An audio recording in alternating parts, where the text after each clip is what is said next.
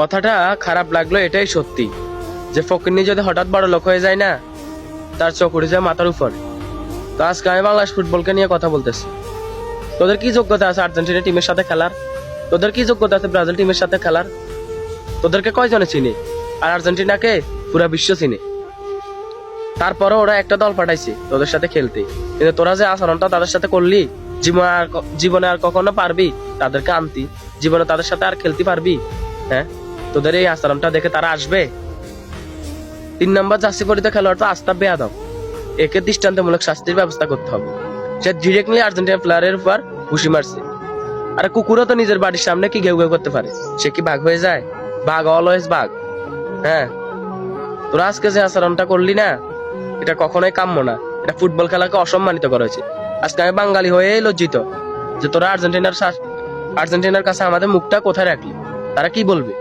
তারা বলবে যে বাঙালি কানরা। তোরা পারবি শুধু মারপিট করতি, তোরা পারবি না খেলা শুরু আচরণ করতি। কারণ তোরা তো খ্যাত, তোরা কথাই বলতে পারিস না, খেলবি আর কি? শুধু বল একটা নিয়ে মারতে পারস। বেশি কিছু বলবো না, ভালো থাক।